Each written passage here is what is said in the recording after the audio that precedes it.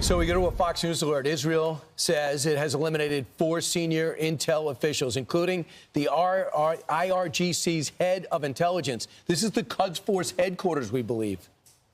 It comes as Iranian missile strikes kill at least 8 and injured hundreds more as rocket fire rained down on central and northern Israel overnight. Trey Yingst is live in Israel with the latest. Good morning, Trey. Yeah, hey guys, good morning. Overnight, missiles rained down across Israel, killing at least 8 people, some of them slipping past missile defense systems at 5 different locations, destroying both apartment buildings and residential blocks. We got to one scene in the heart of Tel Aviv, just blocks away from the U.S. Embassy branch here that was also damaged in that strike. And when we got there, first responders were rushing into the flames, trying to look for survivors in the rubble. We spoke with one man named Gal. Here's what he had to say.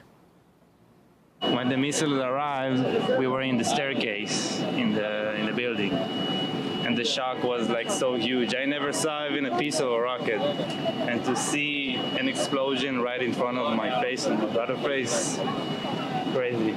A ballistic missile has just slammed into a building in the center of Tel Aviv.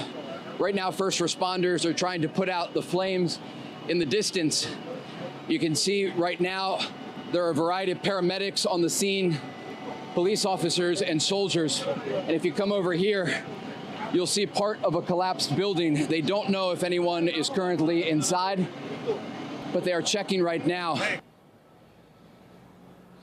The Iranians continue to launch waves and waves of ballistic missiles into this country. Overnight, we understand there were 65 missiles, and they were targeting a variety of locations. We could hear the explosions in Tel Aviv as some were intercepted overhead by Israel's advanced missile defense systems.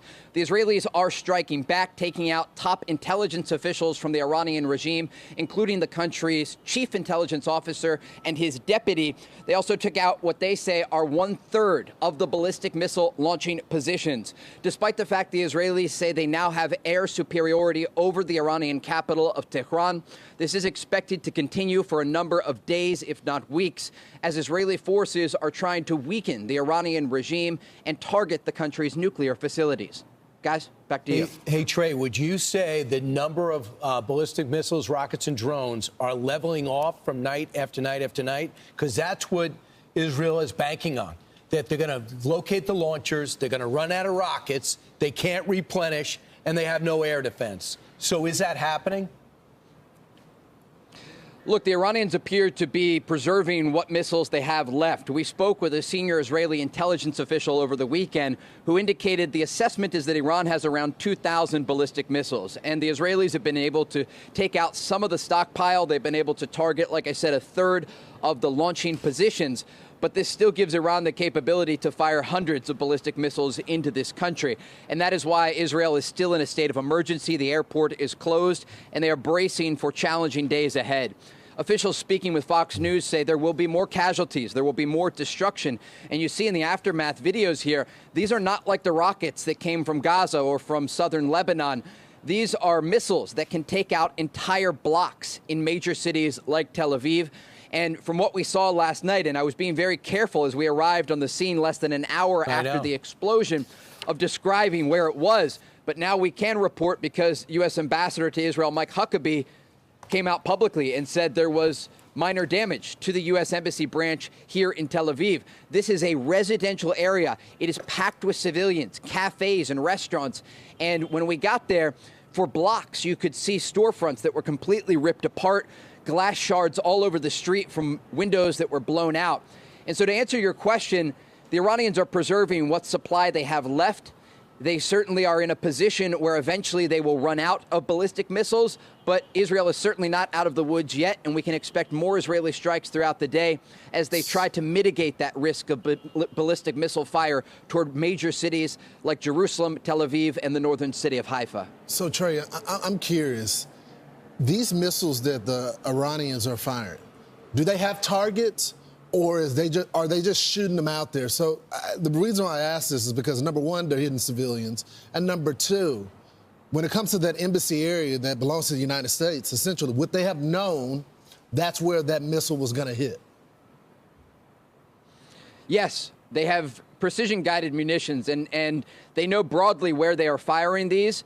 And without getting into too many details about some of the targets that were hit, I can broadly tell you that the Iranians are going after military and civilian targets. Now, with that said, the Israelis are striking in a much more precise manner when they hit Iran. They go after military leadership. Certainly civilians have been killed in Iran, but the focus of Israeli strikes, it's IRGC targets and its nuclear program-linked targets, along with the country's ballistic missile program. When the Iranians fire these barrages of missiles, they're often hitting densely populated areas. And as we saw earlier in the day yesterday, at a different location that had been hit, the entire half of an apartment building collapsed after one of these missiles struck an area and killed 2 children, along with 2 adults, and many other people were injured. And just to give you a sense of the scene, because we often talk about the missiles and we talk about the ability to intercept them and how many are being fired by Iran, but the people that are paying the price, it's Israeli civilians. And when we arrived at that scene earlier in the day yesterday, separately from where you saw that insert where I spoke with the wounded man, we saw a son, and he was wearing a hospital gown because he had been taken from the rubble to a local hospital, and he demanded that the doctors and nurses release him, despite the fact that he was wounded, because his father was still buried under the debris. And we brought you that story yesterday, but unfortunately his father was killed. His body was pulled from the rubble later in the day after we left that area. And it speaks to the people who are affected here. They are civilians, they're family members. No Israeli soldiers have been killed in the Iranian response. A few have been lightly wounded, but largely we're talking about civilians. According to the Israelis, 24 of them have been killed since Friday night when the Israelis launched this campaign targeting the Iranian regime. And so as we move forward here, this is really important to talk about the distinction between the target list here for the Iranians and the Israelis. But we expect very difficult days ahead, given the fact that the missile defense system here is not perfect. And while they're able to shoot down a lot of the incoming fire, that also includes attack drones, these suicide Shahed drones that the Russians also use in their war against Ukraine. Their goal here is to overwhelm Israel's missile defense system. And we've been out here on this balcony reporting live as these missile defense systems are active over Tel Aviv. And we have watched as these missiles slam into this city. And the destruction that they cause is oftentimes catastrophic.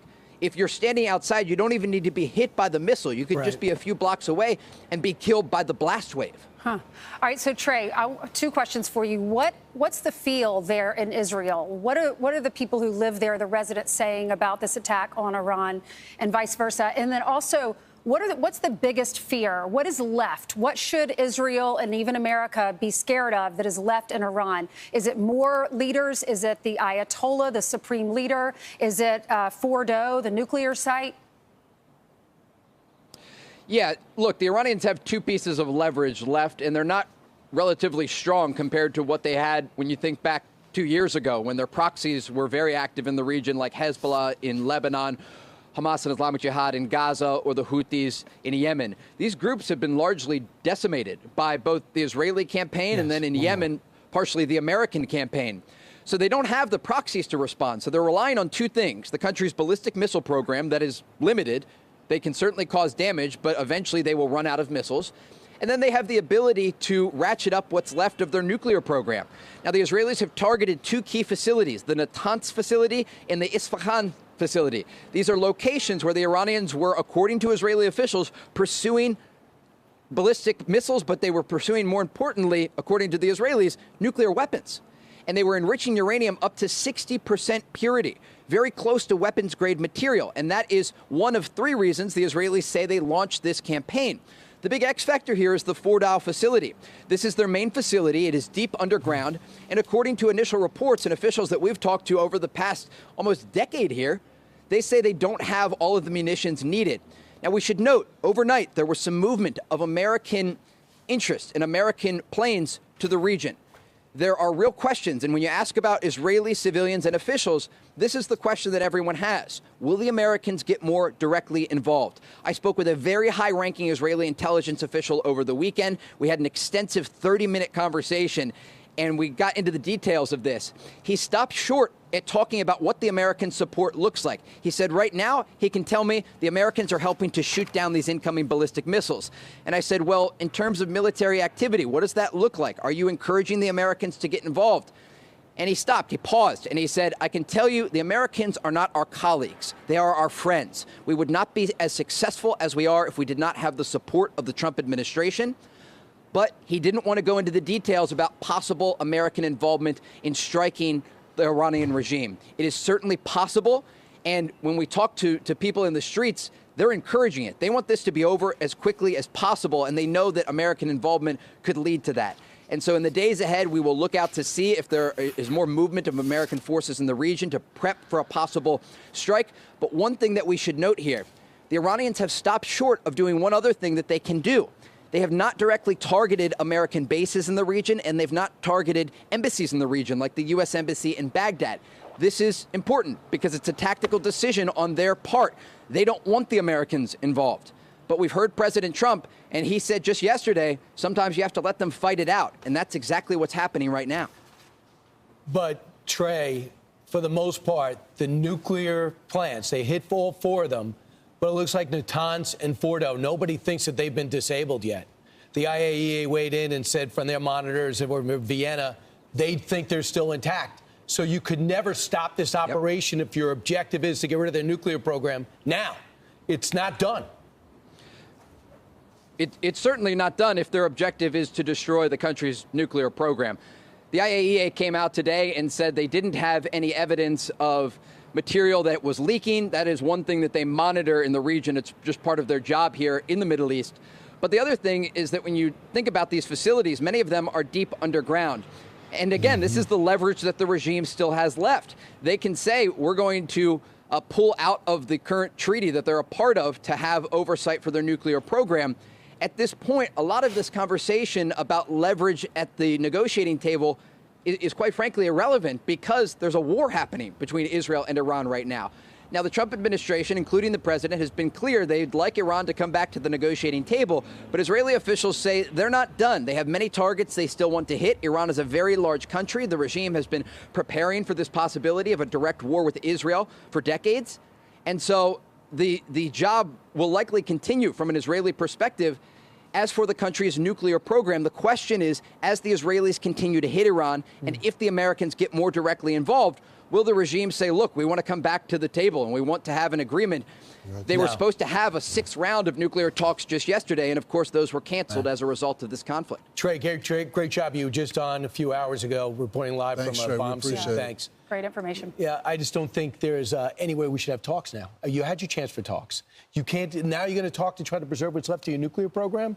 So what? We can remove sanctions? You can't take them seriously. I think the president still wants to give peace a chance, especially when you talk about the escalation where the supreme leader could be taken out, and then that starts a whole religious war because Iran wants to unite the Muslim world.